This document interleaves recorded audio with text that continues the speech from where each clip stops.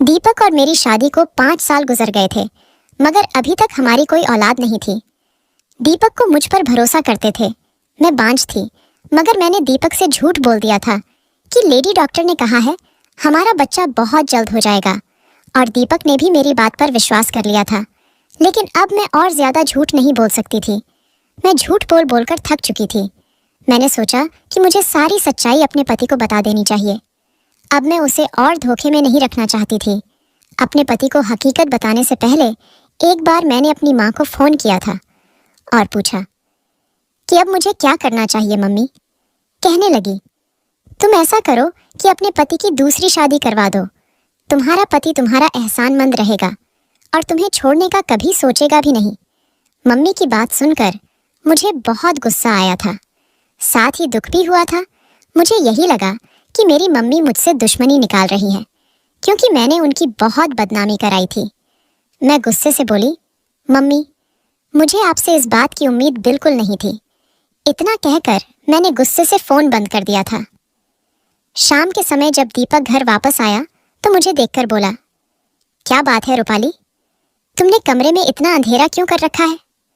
मैं बोली, मेरी किस्मत में ही अंधेरा लिख दिया गया है, उस अंधेरे का क्या करूं? मैं तो उजड़ गई हूं। दीपक कहने लगा, तुम पागल तो नहीं हो गई हो? ऐसी बातें क्यों कर रही हो?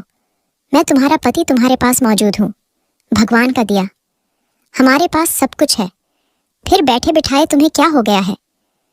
मैंने दीपक को फिर सब कुछ बता दिया कि मैं बांझ हूं और मैं कभी मां नहीं बन सकती। आज मैं डॉक्टर के पास चेकअप कराने के लिए गई थी। उसने कहा है कि तुम बांझ हो और अब तुम उम्र भर बच्चा पैदा नहीं कर सकोगी। मेरी बात सुनकर दीपक पल भर के लिए उनके चेहरे पर उदासी उभर आई थी, लेकिन तुरंत ही उसने मेरा हाथ पकड़ लिया और कहा, कोई बात नहीं रूपाली, मेरे लिए तुम ही काफी हो, मुझे तुम्हारे सिवा कुछ भी नहीं चाहिए। दीपक के तसल्ली देने पर मैंने अपना मूड ठीक कर लिया था, लेकिन एक दिन यह बात मेरी सास को भी पता चल गई और फिर उनका मूड बहुत ज्यादा खराब हो चुका था। एक दिन हमारी पड़ोसन हमारे घर आई हुई थी। मेरी सास उनसे कहने लगी कि तुम मुझे कोई अच्छी सी लड़की ढूंढ दो, क्योंकि मैं अपने बेटे की दूसरी शादी करवाना चाहती हूँ।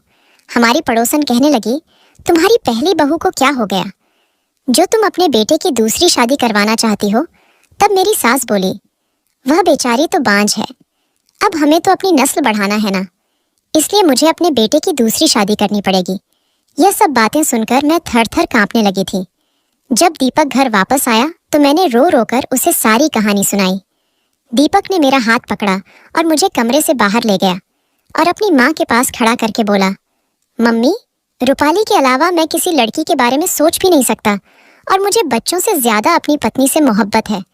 इसीलिए आज के बाद आप मेरी दूसरी शादी की चर्चा भी मत करना। मेरी सास ने गुस्से से सर झटका और कहने लगी, मैंने तो आज तक ऐसा मर्द नहीं देखा जो अपनी बांझ पत्नी के इस कदर नाज नखरे उठाता हो। जबकि दीपक की बातें सुनकर मेरा हौसला बढ़ गया था। बहुत ज्यादा खुश हो गई थी कि कितना प्यार करने वाला पति मिला है। मैंने दिल ही दिल में भगवान को धन्यवाद दिया था कि दीपक का प्यार मेरे लिए ऐसे ही बनाए रखना।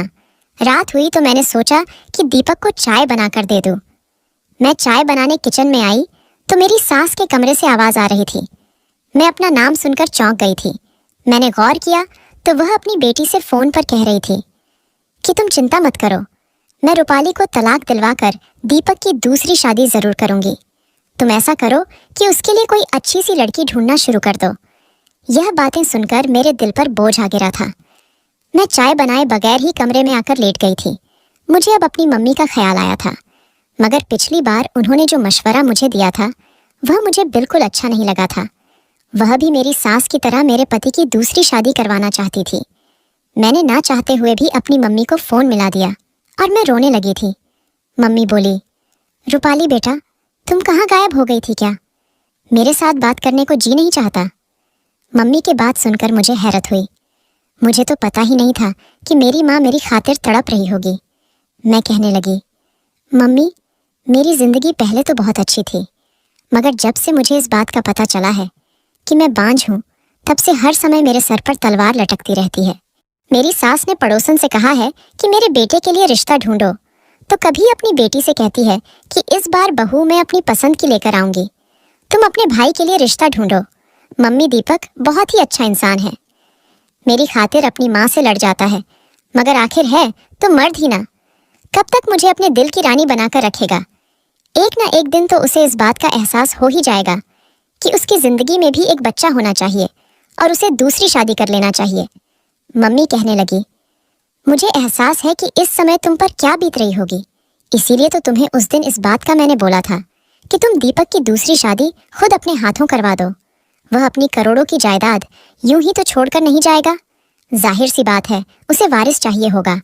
आज नहीं तो कल वह दूसरी शादी के बारे में जरूर सोचने लगेगा।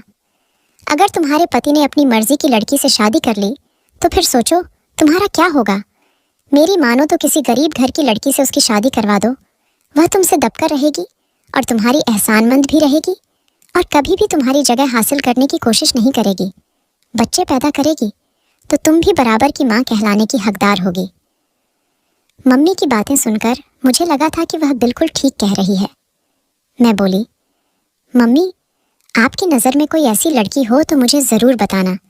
मैंने सोच लिया था कि दीपक की दूसरी शादी करवाए, बगैर मेरा अब इस घर में गुजारा मुमकिन नहीं है। हालांकि यह बात मेरे दिल पर किसी कयामत की तरह गुजर रही थी कि मैं खुद अपने ही हाथों अपने पति की शादी करवा रही थी, लेकिन यह मेरी मजबूरी थी और मुझे दीपक पर विश्वास था कि दीपक का प्यार मेरे लिए कभी भी कम नहीं होगा और इसीलिए मैं घर वालों से चोरी छुपे दीपक के लिए लड़की ढूंढने लगी थी। मैं गांव की रहने वाली थी, गांव के चौधरी और सरपंच की इकलौती बेटी थी। मेरे माता पिता और भाई मुझ पर जान छिड़कते थे। मेरी जिंदगी बहुत ही खूबसूरत थी, मगर मुझे सिर्फ एक बात की कमी थी और वह यह थी कि मेरा रिश्ता मेरे माँ बाप ने बचपन में ही तय कर रखा था और जिस लड़के से मेरा रिश्ता तय था उसका नाम मनोज था। उसने आज तक स्कूल की शक्ल तक नहीं देखी थी, जबकि मैंने इंटर किया हुआ था। हमारे गांव में लड़की अगर इंटर पास कर ले तो बहुत बड़ी बात मानी जाती थी और फिर मनोज बहुत ही अजीब किस्म का इंसान था। शिक्षा तो मेरे भाइयों ने भी हासिल नहीं की थी, मगर वह फिर भी सुलझे हुए थे। बात करने का ढंग उन्हें आता था। मम्मी ने मेरे भाइयों की परवरिश बहुत ही अच्छे तरीके से की थी, लेकिन मनोज को तो अच्छे बुरे की तमीज तक नहीं सिखाई गई थी। गांव की हर दूसरी लड़की के साथ उसका चक्कर चलता था। उसकी इन्हीं हरकतों की वजह से मुझे उससे बहुत ही नफरत हो गई थी। मनोज की एक बात जो मुझे बहुत ही बुरी लगती थी वह यह थी कि गांव की हर दूसरी लड़की से चक्कर चलाने के बावजूद वह मुझसे मोहब्बत का दावा करता था। मुझे रूपाली की जगह राधा कहकर बुलाया करता था। मुझसे कहता कि राधा मैं तुम्हारे बिना मर जाऊंगा, और मैं मनोज से कहती कि तुम्हारे लिए तो गांव की सारी लड़कियां हैं, तो तुम मेरे पीछे क्यों पड़े हो। तो वह कहता है कि कृष्णा तो सिर्फ राधा के होते हैं, बाकी तो सारी गोपियां हैं। एक बार मनोज मेरे लिए गांव के मेले से कांच की चूड़ियां लेकर आया था। मनोज के इन लोफर हरकतों से मुझे गुस्सा आता था। मैं मनोज की लाई हुई चूड़ियां अपने पैरों के नीचे डालकर तोड़ दी थी। मेरी इस हरकत से मैंने पहली बार मनोज की आंखों में आंसू देखे थे और मनोज की आंखों में आंसू देखकर मुझे अपनी गलती का एहसास हुआ था। लेकिन मनोज इतना गिरा हुआ था कि अगले ही दिन एक लड़की के साथ घूमते मैंने खुद अपनी आंखों से देखा था, और फिर मेरे दिल में जो उसके लिए थोड़ी सी हमदर्दी जगी थी वह भी खत्म हो गई थी। मम्मी पापा से बात करती तो वह कहते कि कोई बात नहीं, मनोज अभी बच्चा है, खुद ही संभल जाएगा। खैर, कुछ साल पहले ही मेरे बड़े भाई ने गांव में अस्पताल बनाने की एप्लीकेशन दी हुई थी। उन्हीं दिनों एक टीम गांव में आई थी और ज़मीन वगैरह का परीक्षण कर रही थी, और फिर गांव में एक बहुत ही बड़े से अस्पताल की बुनियाद डाली गई थी। वहां सब लोग ही पापा के डेरे में ठहरते थे। कुछ दिन बाद टीम वापस चली गई थी, मगर एक इंसान ऐसा था जो वापस नहीं गया था और उसका नाम था दीपक।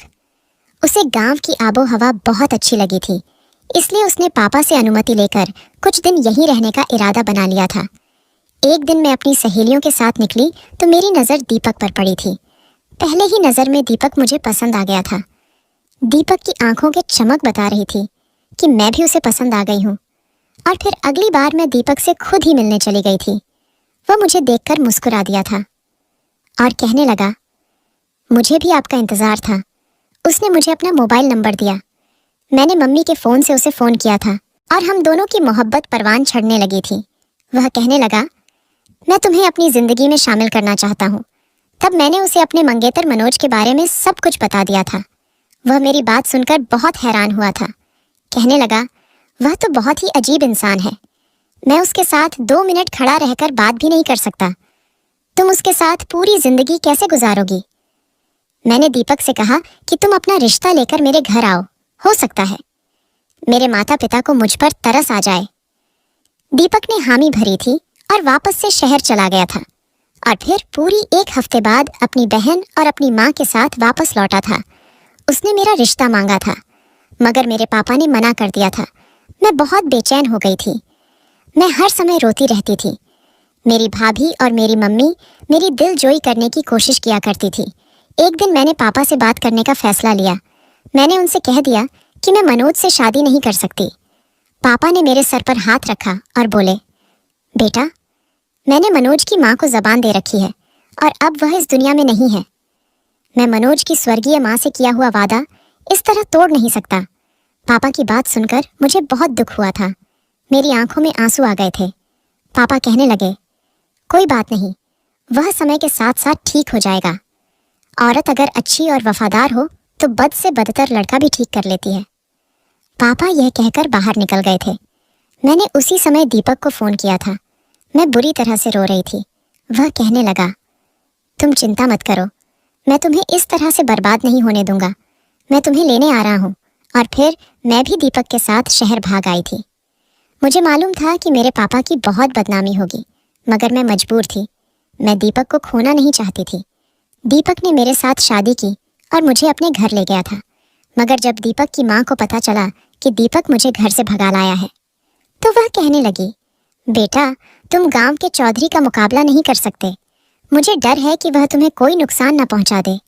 दीपक भी एक करोड़पति बाप का बेटा था, मगर मेरी सास जरा पुराने विचारों की मालिक थी। उन्होंने घर से भागी हुई लड़की को बहू के रूप में स्वीकार नहीं किया था। उन्होंने मेरे और दीपक के बीच फूट डलवाने की हर मुमकिन कोशिश की थी।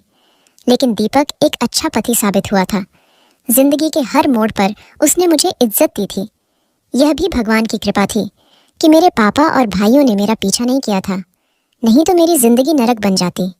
खैर, नरक तो अब भी बनी हुई थी, क्योंकि मुझे इस बात का पता था कि मैं बांझ हूँ, बच्चा पैदा नहीं कर सकती। मुझे यही ख्याल आता था कि मेरे साथ यह सब मेरे माँ बाप की बद्दुआ का नतीजा तो नहीं है। खैर, अब मैंने अपने पति की दूसरी शादी करवाने की सोच ली थी। मैं अपनी सास की जिद के आगे अपनी जिंदगी तबाह होने नहीं देना चाहती थी। इसीलिए मैंने अपनी सास से चोरी छुपे मोहल्ले की एक औरत को कुछ पैसों के बदले अपने साथ मिल लिया था। मैंने उससे कहा था कि तुम मुझे किसी मजबूर गरीब लाचार सी लड़की का रिश्ता ला कर दो, और इस बात का किसी को पता नहीं चलना चाहिए। उस औरत ने बड़े ही गुप्त रूप से मुझे अपने घर पर बुलाया था। उसने मेरे सामने एक लड़की की तस्वीर रखी थी। मैं तो उसकी खूबसूरती देखकर ही दंग रही थी। ऐसा लग रहा था कि वह जैसे चांद का टुकड़ा है। रिश्ता करने वाली वह औरत कहने लगी, यह लड़की अनाथ है और अपने चाचा के साथ रहती है। इसकी चाची चाहती है कि यह जल्द से जल्द अपने घर की हो जाए। मैं तो लड़की की तस्वीर देखकर बोली, आंटी, मैं कभी अपने पति की शादी इस लड़की से नहीं करूंगी। उसका हुस्न तो देखो, मेरा पति तो इसके इश्क में पागल ही हो जाएगा। वह औरत कहने लगी, बेटा, यह रिश्ता बहुत ही अच्छा है, इसको हाथ से मत जाने दो। यह बहुत ही सीधी सादी सी लड़की है, तुम्हारे सामने दब कर रहेगी। मेरा जी तो नहीं मान रहा था, मगर मैंने उस नैना नाम की लड़की का रिश्ता स्वीकार कर ही लिया। मैं तस्वीर लेकर घर पहुंची तो बड़ा अजीब सा मंजर देखने को मिला था। मेरा पति सोफे पर बैठा हुआ था, जबकि मेरी सास और नंद उसके सामने बैठी हुई थी। मेरी ननद बोली, भाई, आप एक बांझ लड़की के साथ जिंदगी क्यों गुजारना चाहते हैं? मैंने और मम्मी ने तुम्हारे लिए एक बहुत ही अच्छी लड़की देखी है, तुम उससे शादी कर लो। जिस पर दीपक बोला, आप दोनों अब बस भी करो। मैंने पसंद की शादी करके कोई इतना बड़ा जुर्म नहीं कर लिया कि आप मुझे हर वक्त ताने देते रहते हैं। मैंने आपसे कह दिया है कि रूपाली के अलावा मैं किसी को स्वीकार नहीं करूंगा। वह मेरी पत्नी है और मरते दम तक वही मेरी पत्नी रहेगी। जहां सास और नंद की बातों ने मेरा दिल छलनी कर दिया था, वही दीपक की बातें सुनकर मुझे बहुत ही हिम्मत मिली थी। मैं उनसे कुछ बोले बिना ही कमरे में चली गई थी। थोड़ी देर बाद दीपक भी मेरे पीछे ही आ गया था। वह कहने लगा, तुम मम्मी और दीदी की बातों को दिल पर मत लेना। मैं बोली, आप दूसरी शादी कर ले दीपक। दीपक मेरी बात पर हैरान हो गया था। वह कहने लगा, मैं ऐसा हरगिज नहीं कर सकता। मैंने कहा, आपको दूसरी शादी की इजाजत दे रही हूँ, मगर आप मेरी पसंद की लड़की से ही शादी करेंगे, अपनी माँ की पसंद की लड़की से नहीं। दीपक कहने लगा, तुम्हारे अलावा मैं किसी को स्वीकार नहीं कर सकता, फिर वह चाहे तुम्हारी पसंद की हो या फिर मम्मी की पसंद की, इससे कोई फर्क नहीं पड़ता। मैं बोली, मुझे बच्चे की इच्छा है, आपकी शादी हो जाएगी तो हमारे घर भी बच्चे होंगे, मेरी तरसी हुई ममता को सुकून मिल जाएगा। दीपक ने इनकार कर दिया और कमरे से बाहर चला गया, जबकि मैं वहीं बैठी रोती रही। सच तो यह है कि मुझे बच्चों की कोई इच्छा नहीं थी। मैं तो यह सब बस दीपक को खोने के डर की वजह से कर रही थी। खैर, कुछ दिन मेरे और दीपक के बीच नाराजगी रही थी, मगर मैंने उसे रो रो कर दूसरी शादी के लिए तैयार कर ही लिया था। मगर मैं खुश नहीं थी। नैना को अपनी सहेली बना लिया था, और जिस दिन नैना मेरी सौतन बनकर मेरे घर आई थी, मेरी सास ने खूब हंगामा मचाया था। उन्होंने दीपक के साथ भी बहुत लड़ाई की थी कि कम से कम दूसरी शादी तो मेरी मर्जी से कर लेते। सास को यूं जलता हुआ देखकर वैसे तो मुझे सुकून मिल जाना चाहिए था, मगर मैंने वह पूरी रात अंगारों पर गुजारी थी। मैं पूरी रात रोती रही थी। यह ख्याल मेरी रूह को छलनी करने के लिए काफ़ी था कि जिस इंसान की आंखों में सिर्फ मेरे लिए मोहब्बत हुआ करती थी, आज वह किसी और को देखकर मुस्कुरा रहा होगा। जिस इंसान की बाहों में अब तक मैं सोती आ रही थी, आज उसकी बाहों में कोई और सो रही होगी। मुझे किसी पल सुकून नहीं मिल रहा था। पूरी रात करवाटे लेते लेते गुजार दी थी। सुबह हुई तो मैं जल्दी से अपने कमरे से निकल आई थी, क्योंकि मैं दीपक से मुलाकात करना चाहती थी, मगर वह तो दिन के 12 बज जाने पर भी कमरे से नहीं निकला था। मैंने अपनी सौतन नैना से पूछा तो वह कहने लगी, दीपक तो सो रहे हैं। मैंने उसकी तरफ घूर कर देखा और बोली, तुमने उसे जगाया नहीं? तब नैना रोने लगी थी और बोली, दीपक ने मुझसे कहा है कि उन्होंने यह शादी सिर्फ आपकी जिद की वजह से की है, और अब मैं किसी भी तरह उन पर अपना हक ना जताऊं, नहीं तो वह मुझे तलाक देकर घर से निकाल देंगे। मैं आपसे माफ़ी मांगती हूँ। मैं उन्हें जगाने की हिम्मत नहीं कर सकती। अगर उन्होंने मुझे अपने घर से निकाल दिया तो मैं कहाँ जाऊंगी? मैं फिर से अपनी चाची के घर जाने का सोच भी नहीं सकती। मेरी चाची मुझ पर बहुत जुल्म करती हैं। रिश्ते कराने वाली आंटी ने सच में बहुत ही मजबूर सी लड़की मुझे ढूंढ कर दी थी। खैर, मैंने सोचा कि दीपक मुझसे नाराज होंगे, खुद ही जब मूड ठीक हो जाएगा तो कमरे से बाहर निकल आएंगे। मगर मेरी यह गलत फहमी थी। दीपक की शादी को आज तीसरा दिन था, मगर वह अभी तक कमरे से बाहर नहीं निकला था। मुझे अब अजीब से ख्याल सताने लगे थे। इसलिए जब एक दिन नैना किचन में बिजी थी तो मैं उसके कमरे में चली गई थी। दीपक अपने मोबाइल पर बिजी था। कदमों की आवाज़ सुनकर बोला, आ गई मेरी प्यारी नैना। शब्द थे या हथौड़े जो मेरे सर पर आकर लगे थे। मैं वापस उन्हें कदमों से लौट आई थी। क्या सिर्फ 3 ही दिनों में नैना ने दीपक को अपना बना लिया था? मेरी आंखों से आंसू बहने लगे थे। मेरा दिल बहुत ही तड़प रहा था। मैं अपनी सास के कमरे की तरफ बढ़ी थी। तब पता चला कि मेरी तो नंद भी आई हुई थी। मेरी सास अपनी बेटी से कह रही थी, देखा तुम्हारी माँ कितनी सयानी है। मैंने एक ही चाल चली कि सांप भी मर गया और लाठी भी नहीं टूटी।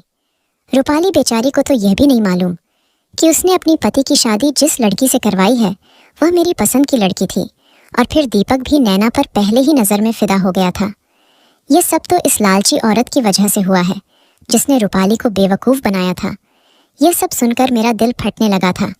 मेरी सास आगे बोली, मैं रूपाली को खाने में बच्चा ना होने वाली इतनी गोलियां खिलाई हैं कि अब वह सच में बांझ बन चुकी है।